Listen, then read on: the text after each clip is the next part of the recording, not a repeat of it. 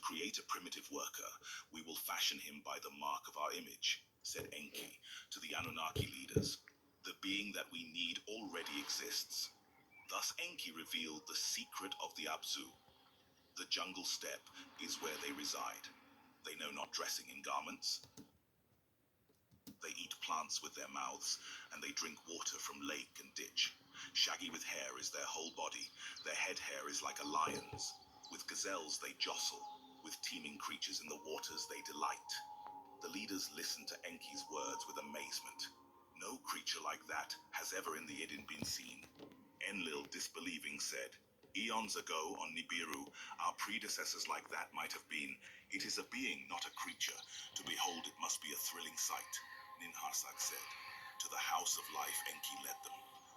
In strong cages there were some of the beings. At the sight of Enki and the others, they jumped up. With fists on the cage bars they were beating. They were grunting and snorting. No words were they speaking. "Male and female they are," Enki was saying. "Male hoods and female hoods they have, like us. They are already procreating.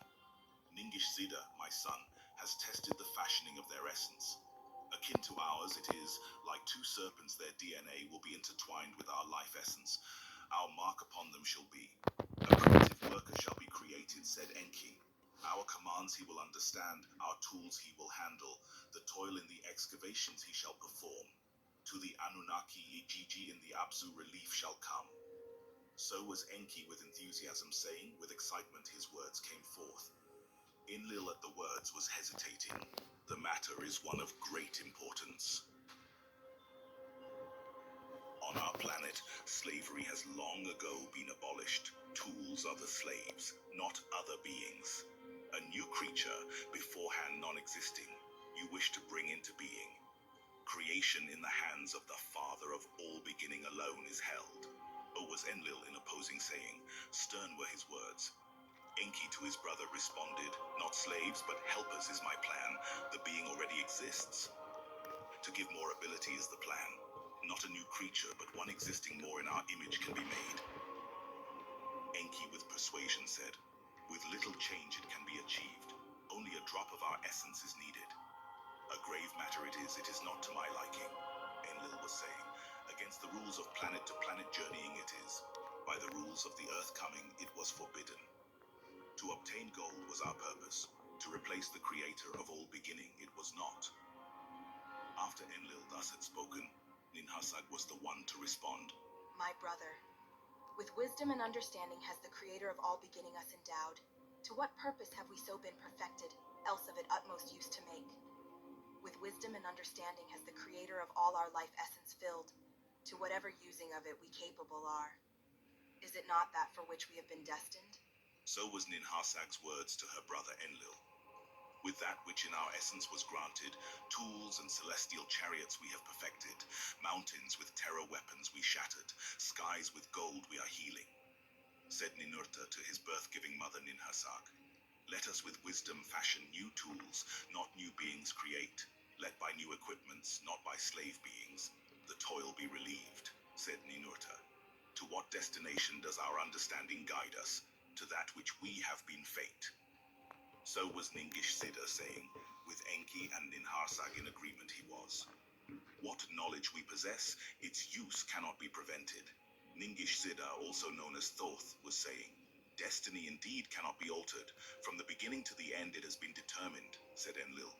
"Destiny it is, or fate it is, that to this planet we have brought gold from the waters, and the Anunnaki heroes excavated and toiled.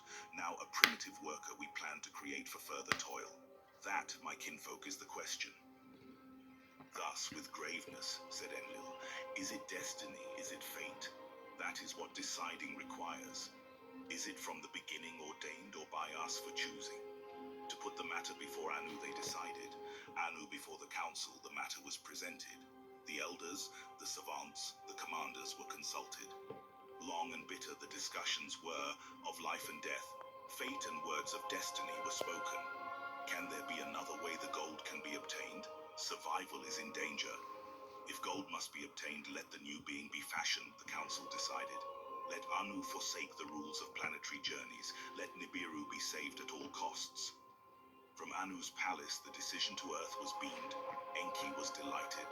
Let Ninharsag, my helper, be. Of such matters understanding she has. Thus was Enki saying. At Ninharsag with a longing he was gazing. Let it so be. Ninharsag said. Let it so be. Enlil said as well. By Enugi was the decision to the Anunnaki Ijiji and the Apsu announced. Until the new worker is achieved, to the toil willingly you must all return, he said. There was disappointment, rebellion there was not. To the toil the Anunnaki returned. In the House of Life, in the Apsu, how to fashion the being Enki to Ninharsag was explaining. To a place among the trees, Ninharsag he directed, a place of cages it was. In the cages there were odd creatures, their likes in the wild no one had seen. 4 parts of one kind they had, hind parts of another creature they possessed. Creatures of 2 kinds by their essences combined to Ninharsag, Enki was showing. To the House of Life they returned. To a clean place with brightness shining they led Ninharsag. In the clean place, Ningish Zida to Ninharsag, the life essence secrets were explained. How the essence from 2 kinds combined can be, he to her was showing. The creatures in the tree cages are too odd, monstrous they are, Ninharsag was saying. Indeed so, Enki responded. To attain perfection, for that you are needed. How the essences to combine. How much of this, how much of that to put together. In which womb conception is to begin.